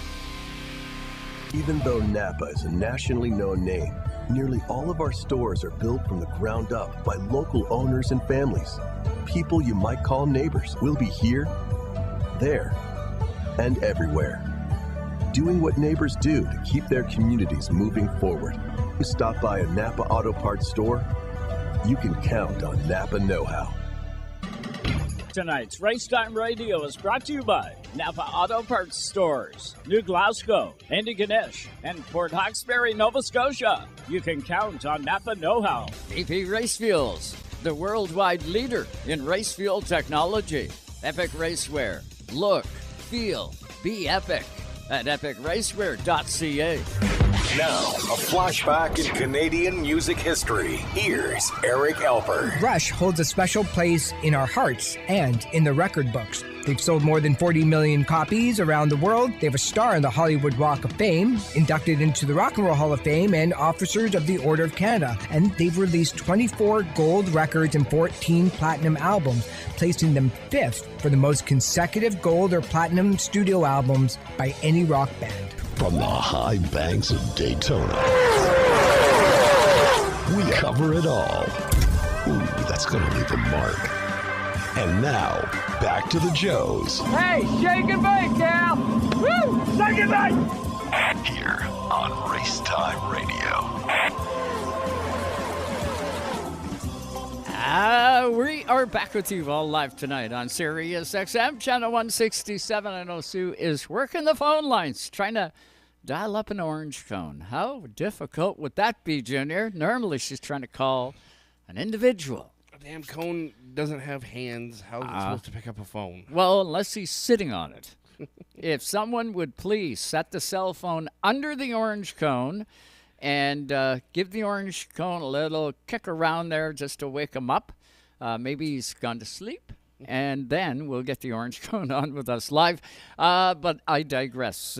Orange cone is a great one to follow. You were the one that actually said, hey, did you follow orange cone? And I didn't know what orange cone was, and then it's been a long time.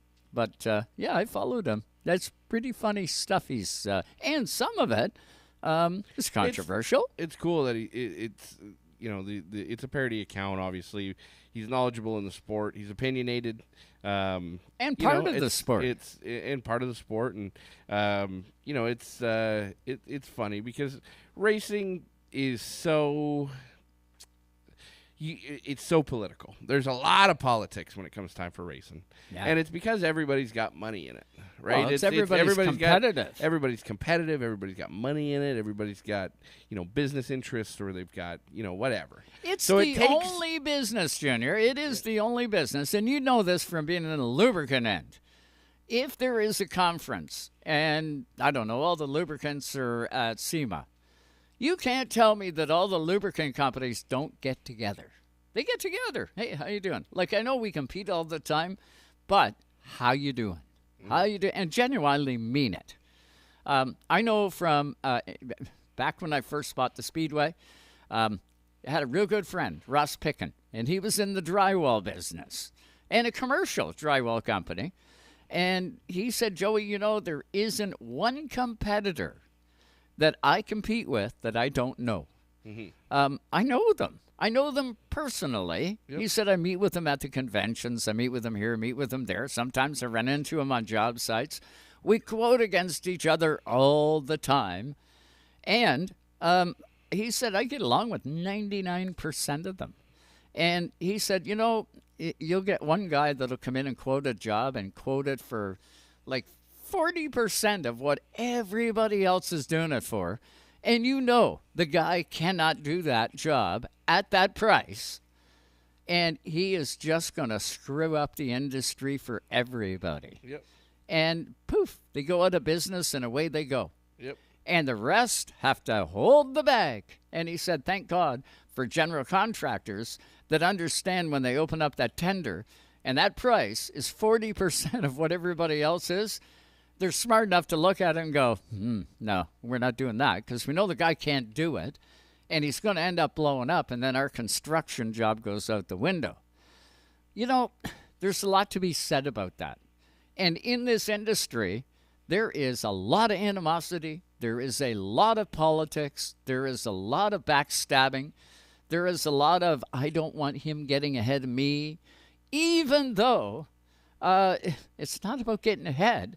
It's about building the industry and doing it smart. Yep. Like just doing it collectively. And it drives me nuts. At times, it drives me nuts. The older I get, the nuttier it makes me. Yeah.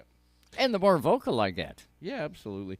You know, when you look at the overall landscape of professional motorsports down to the grassroots level, it seems like the main competition, if you will, the main business competition isn't amongst the drivers. It's not about the sponsors that are on the car. It's not about the parts and pieces. It's more so about the tracks and the drivers coming up with a package that aligns with everybody that's in the sport. Yeah. And you know, on the professional side of things, it's the sponsors, it's the parts and pieces, and it's the personnel that work on the teams, right? So there's you know, big differences between the two. But still, they both put handcuffs on the stakeholders that are in the sport from saying certain things. You know, and you know, gag orders are huge. Oh, they are, and that's so stupid. There's a lot. There is no gag order on this channel. I can tell you that. There right is now. no. Tell me somebody I would not talk about. Tell me someone that I would not invite on this show. No, and you would invite them on the show, but there's certain things that you can't talk about. You can't definitely mention within some. Interview fragments. You can't put a spotlight on absolutely everything that is good or bad in the sport. Well, you can't look me in the eye and say that you would talk about or do anything within the industry that would hurt the sport. No, I wouldn't. You're right. I wouldn't do that. You wouldn't do that. But there isn't anybody that I would not invite on this show and share national air with. That's 100%. No one. And let them say what they like. Yeah, but the other person is 9 times out of 10 is going to withhold some information. Yeah. Because they don't want to expose a trade something secret? else. No, they don't want to expose something else, and they don't want to expose themselves to, whether it be spreading negative messaging or. Well, then don't create it to start with. No, that's what it all comes down to. You're missing my point. Well, we'll get to your point in a bit because we got the orange cone up here ready. Okay, yeah, but the politics in the sport, is a huge issue, and the root of why I'm talking about it and the root of why I brought it up is because this Twitter account. Yeah. The Orange Cone. Yeah. Has the ability to say things that media outlets can't. Right. And or drivers can't or crew members can't. That they're all thinking. that they're all knowing. Yeah. But a parody account, however you want to put it. Yeah. Has the ability to do that. And that's what I love about there's a bunch of them, within the sport. and there it is so crucial and so needed. Yeah. And hats off to you, Orange Cone, who's now on the hotline. For being able to identify that need back in the day and running with it from then on till now. Well, it sure was a lot of fun, and it still is a lot of fun, isn't it? 100% it is. It is. Tell me something. Do you ever put a post out knowing that it's going to ignite a pile of things or a particular segment of the sport, and you go, but I got to do it. I'm the Orange Cone. I got to do it. And then you put it out there, and they go ballistic? I absolutely have. I maybe don't do that as much as I once did, Joe. But yeah, I mean, back in the day when the Orange Cone account was truly rocking and rolling, I absolutely would post stuff up just to get the desired reaction. If we were sitting there in 2014. And Brad Keselowski and Kevin Harvick and Jeff Gordon were rolling and wrestling down on pit road at Texas Motor Speedway, I absolutely would have posted things just to get a response. If not from the drivers involved, then certainly from their fans. Yeah, that's an absolute positive. Well, I know I've followed you for a long time, and I always, when I notice a post, I either get a chuckle or I go, ooh, look at this one, or I look at it and go, yep, Cone, you're right. You're right on the money here. Today, I took a look at one today. And it was talking about Homestead Miami Speedway. If you want to see side-by-side action all race long, you're not going to get it right here.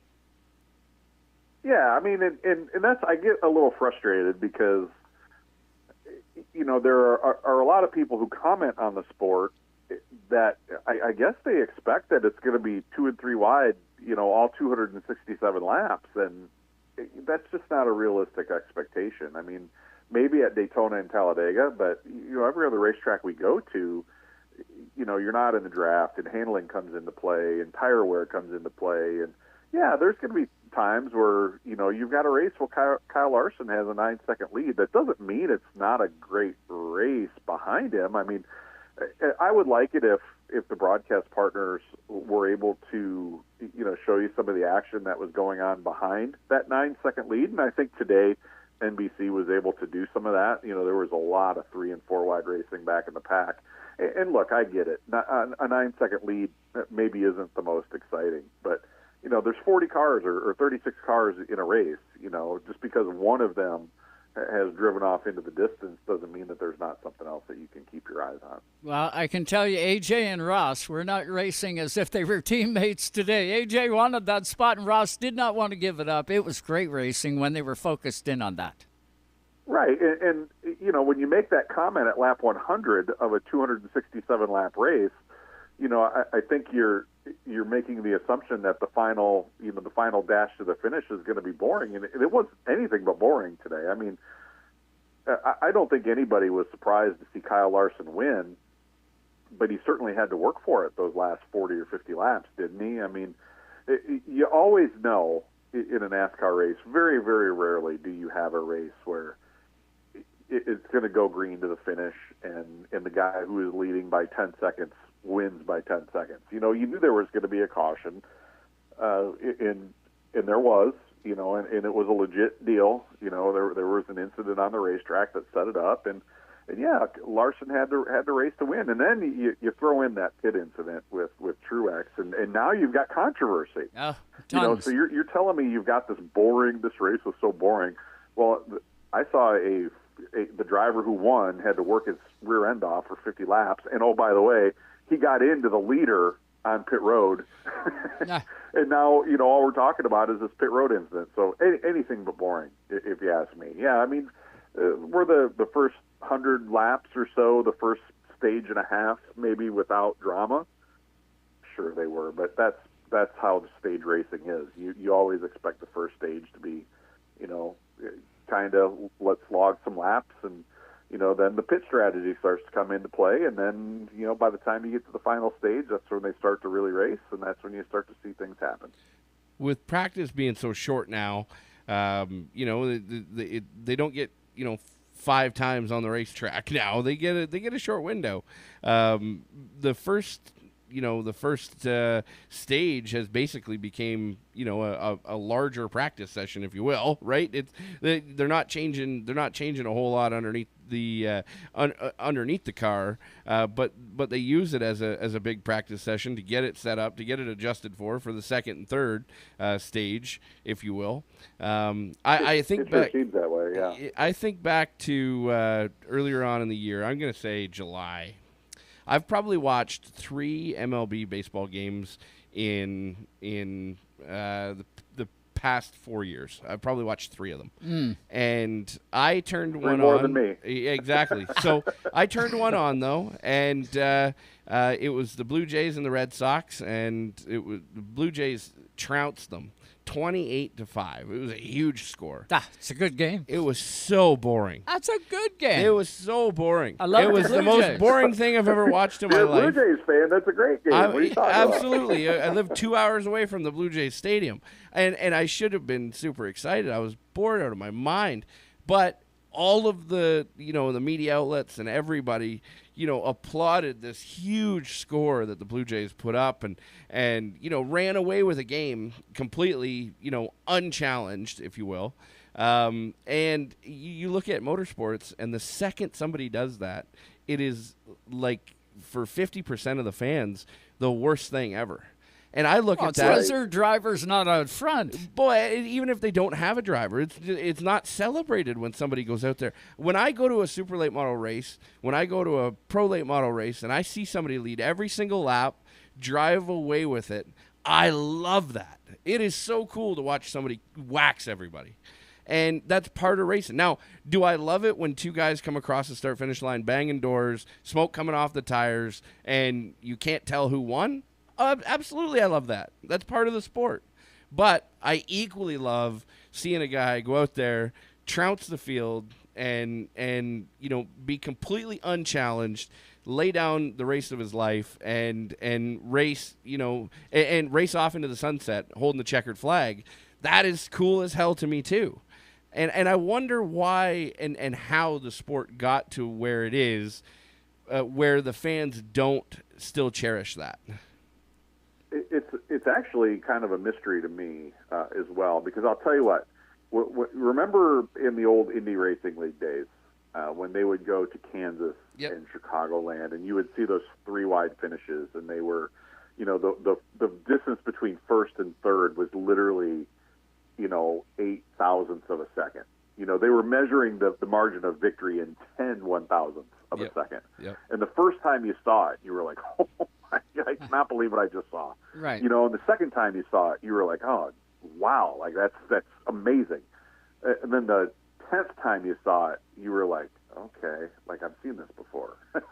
You know, and I think the problem that we have is we've been so accustomed to seeing really good close races. And that's, trust me, that's not a horrible thing by any stretch. No. The one thing that I think that we have forgotten is that what makes something exciting is the fact that it's out of the ordinary. Yep. And when it's out of the when it's out of the ordinary, that means the ordinary is just average.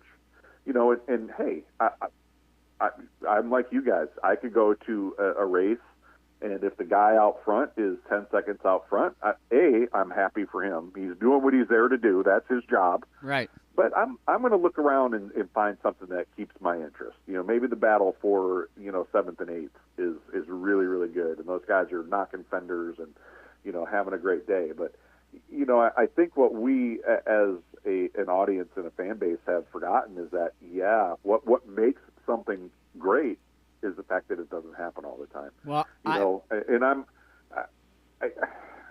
I hate the fact that we got to this point where we have tried to have a Game 7 moment in every race, because when you have one in every race, and it's not a Game 7 moment. Exactly. That's You true. know? That's true. Yeah, I think what makes those Game 7 moments is there are 162 games that lead up to it. Yep. You know, and then there's, you know, you only get one Game 7 a year in theory, and that's why it's special, and that's why it's, you know, everything is on the line in that Game 7.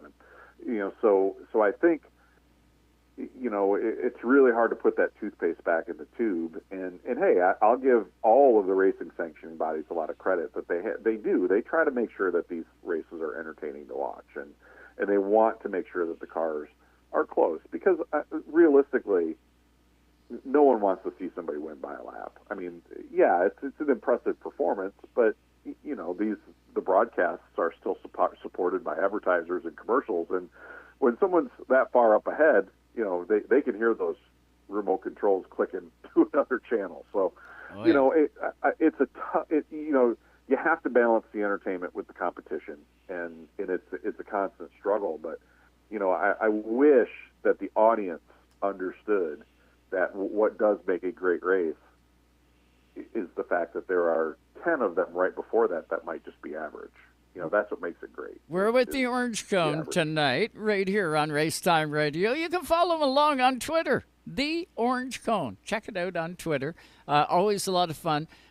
Cone, we can't have Daytona every Saturday or every Sunday when we turn the TV on, but I can tell you, I never miss a Daytona race, and I never miss a Talladega race. Some of the other ones I watched today, I loved it, but I never miss a Daytona or Talladega. I'm one of those guys, and there's a couple 100,000 people that'll say, nah, I don't like plate racing, it's garbage, but I bet you they're always watching it. Isn't that weird how all the people who say they don't like it always know exactly what happens in those races? I always think that's funny. You know, look, I think that's what any type of motorsport, whether it's the World of Outlaws sprint cars or IndyCar or even the NHRA or NASCAR or IMSA or anything, what makes them so special to me is that you don't get the same thing each and every week. You know, the Outlaws go to 90 different racetracks, and NASCAR goes to, you know, a different racetrack every week, and you know, the IndyCars go, you know, to 20 different racetracks all over the country too, and you're going to get something different every week. And if you're not a fan of restrictor plate style racing at Daytona and Talladega, okay, I get that. You know, then you've got, you know, Homestead, then you've got Martinsville and Bristol and Richmond. You know, there certainly are racetracks out there that, you know, maybe aren't my number one favorite, but I still watch. I want to see what happens. You know, it's like watching the soap operas. You know, you want to see what's going to happen. Yeah. You know, the very next episode. That's how they get you. They reel you in, and you want to see what happens next. And you know, regardless of the competition on the racetrack, there are all those storylines that you want to follow. You know, you want to see what's Denny going to do with Ross Chastain. You know, what's Kyle Larson going to do next? You know, is Blaney going to get up there and steal a win? You know, is he going to win the championship without winning a race? You know, there's so many great storylines that you got to follow and pay attention to. And you know, yeah, I get it. You know, sometimes the races aren't nail biters. You know, I'm going to watch anyhow. I'm one of those guys. I'm going to watch regardless, and you know, I do. I wish that, you know, I think all sports broadcasting, you know, is tough. It really is. To show all of the action that is happening, it is really, really tough. I wish the fans would understand that, you know, they're doing the very best that they can, and you know, people don't want to watch the battle for 23rd when they're sitting on their couch. They just don't. 23rd is not a relevant position on the racetrack. It might be the best race on the racetrack, exactly, but it's not a relevant position on the racetrack. So they're going to show you the top 10 cars, and you know, if the cars up in the top 10 aren't running, you know, really close to one another, then you know, it makes it tough for those guys too. So yeah, sometimes you just have it, and you know, when that happens, then you start paying attention to Twitter and wise guys like me. You know? Well, good on Steve Letarte today. He focused in a little bit on Corey LaJoie. I seen the 7 anyway on the broadcast for a quick couple seconds, so that was cool to see. Cone, where are you next weekend? Are you going to be sitting on a road somewhere? Are you going to be on a pit road? Whereabouts are you next weekend? Oh, I wish I was out on pit road. My next race is going to be ARCA West at Phoenix.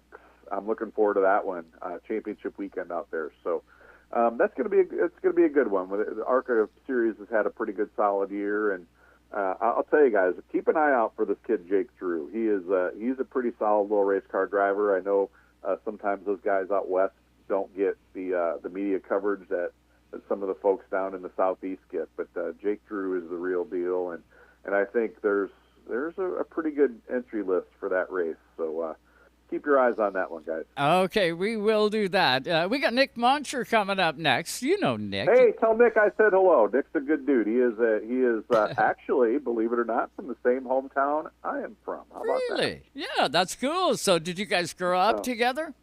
We didn't grow up together, but we grew up pretty close to the same neighborhood. How about that? Nick just got older. He never grew up. Did Nick wear you? Did Nick wear you as in school? I don't know what school he went to, but we grew up maybe less than a half mile away from one another. Yeah. Isn't that? Well, Nikki's coming up next if we leave him enough time. Cone, this has been great. Thanks so much for the time tonight. It won't be so long the next time we get you back on here, and we're going to reserve a little more time because we got lots to talk about with you. I always enjoy talking to you guys. Joe, it's been great talking to you, and you all be well. Send a package of In-N-Out when you go to Phoenix. You got it. You betcha. That's the Orange Cone. Follow him on Twitter. See if you can find out who he is. The Orange Cone. You got to follow him on Twitter. It's not really like a closely guarded secret anymore. No, I know. I'm not going to say it. It is here. I'm not going to say it, though. We got to hit this break, and then Nick Moncher. We're only going to end up with like 6-7 minutes with the National Marketing Director for Hoosier Tire, but we're going to have him on the other side of the break. Stay with us. Poor pitiful me, roaming through them trees. Won't you help me out in the North Country? From coast to coast, you're listening to Canada Talks. Racetime Radio is brought to you by the Quality Inn, Halifax Airport, the official stay of the Racetime Radio broadcast crew. Also by the Wooden Door Bistro. Even though Napa is a nationally known name, nearly all of our stores are built from the ground up by local owners and families. People you might call neighbors will be here, there, and everywhere. Doing what neighbors do to keep their communities moving forward. You stop by a Napa Auto Parts store, you can count on Napa know-how.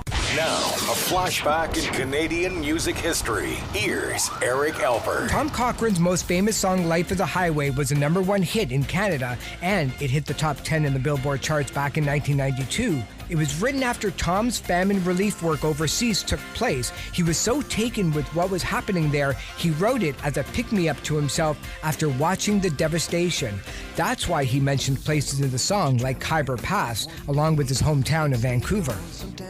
Canadian sports trivia. Here's Joe Thistle. During the 2000 NBA All-Star festivities, the Toronto Raptors' Vince Carter exploded to win the dunk contest with a series of moves including a through-the-legs slam. Carter's air show was a defining moment for basketball in Canada, putting the Raptors and the entire country on the map. A championship now in the books, Canada has become a hotbed for NBA talent, and it was Vince Carter flying through the air that started it all. Canadian sports trivia. Tonight's Racetime Radio is brought to you by Napa Auto Parts Stores, Port Hawkesbury, New Glasgow, and Antigonish, Nova Scotia. Drivers, start your engines! Welcome back to the track. Live on Racetime Radio, SiriusXM 167. Well said, Andy. Well said. All live tonight on SiriusXM Channel 167, Canada Talks. Also on our new YouTube channel, RaceTime Radio TV, live on RaceTimeRadio.com. And don't forget to listen on to the Performance Motorsport Network.com. Steele does a great job re-airing RaceTime Radio a bunch of times down south of us. Just in case you happen to have missed it, you'll be able to tune in throughout the course of the week on the Performance Motorsport Network.com. But let's get back to the hotline, shall we? And welcome in a good friend of Racetime Radio, a guy that got his feet wet, and probably he is totally entrenched now in everything purple. Hoosier Tire is who he works for, and he is the marketing world director. We got Nick Moncher with us on the hotline. What's going on, Nicky? How are you? Hey, Joe. How are you? Good. Congratulations on your wed. You have now got a bride. The pressure is on now to perform, Nicholas. Exactly. The pressure's on. She will not let me forget. Well, we're just at the 1 month mark, actually, tomorrow. So Yeah. Congratulations. Good for you guys. I know one day we will celebrate it, Nick. And just incredible. We just had the orange coat on. He said, make sure you say hi to Nick for me. You guys grew up in the same town. Yeah, we did. And I got to meet him several years later. Yeah, several years later. Now, is it anywhere close to Hoosier, Indiana? Is that where the Hoosier Tire Company is? No, Hoosier's world headquarters is actually in Lakeville, Indiana. And then probably about 20 minutes south in Plymouth, Indiana is where we actually make all the tires. Oh, I didn't know that. I thought it was all under one roof, but you guys have grown so much, you got two roofs. Yep, so back in the day, the Newtons, they had added a second building there in Plymouth, and then they segmented it, so Plymouth is where everything is made, and then everything gets shipped to cure and be stored in Lakeville at our warehouses, and that's also where our corporate headquarters is. That's cool, Nick. That's real cool. So you have been the marketing director now for, what, a couple of months. You got your feet wet. You're getting to know your way around. Give us a state of the union, if you will. I know it's been a tough year. Tire conservation meant everything on the track and off the track. So a lot of teams, it didn't matter the manufacturer. So it's not just you guys. It was everybody. Give us a state of the union. How is it? Is the effects of COVID and the effects of that chemical plant that blew up and all the other stuff that happened like over a year ago, is it starting to come back that we are going to be okay for tires, or what's the state? Yeah, everything, all the above that you just mentioned, that was all effect, and then you sprinkle in the economy and the employment pool shrinking every day, and we of course need to grow our employee pool every day. But as of now, as our forecast for 2023, they look about the same as 22. We're still going to be, have to allocate tires. We're still going to have to, watch where the tires go and, limit tires just purely for the fact of all the things that you mentioned. We're just like everybody else, we're still reeling from all that. Everything's getting better, but it's just very slow going of it, and we need to really gain some new employees into our different segments there in the factory, and we're actually just starting a weekend shift where we can actually hopefully run Saturday and Sunday around the clock as well, so we can try to alleviate that. But it's still going to be crazy next year, just the way that everything's going to work. But we have some other things that we're working on, like the new national late model tire for dirt that we just announced a couple weeks ago, where we're going to consolidate a lot of our dirt late model tires down to just 6 offerings. So that'll help us as well. So we'll be able to pump out more of those tires because we won't have to change the mold over so often. We won't spend so much time doing that. So there's a lot of things like that we're trying to do to really, push the quantity of tires through. So hopefully we'll be able to get some more. But yeah, as of right now, it's going to be pretty close to 2022. Inventive is what you got to be. And I know, Nick, that would fit you like a glove, coming up with different ways to make things better as opposed to, running the same line. Everybody's in the same sort of boat. But it is going to be inventive thinking like you're doing, where you're consolidating. Is there a method for that on the asphalt side? Are you guys in better shape for 10-inch tires, a certain number? Are you better for 8-inch? Because I know you guys make an 8-inch slick too. Is there something there where, the same type of method could be used, or have you looked at that just yet? Yeah, our R&D department works on those kind of things every day. They're always trying to find ways that they can streamline a process. They can streamline a tire build. They can consolidate like they did with the National Late Model tire.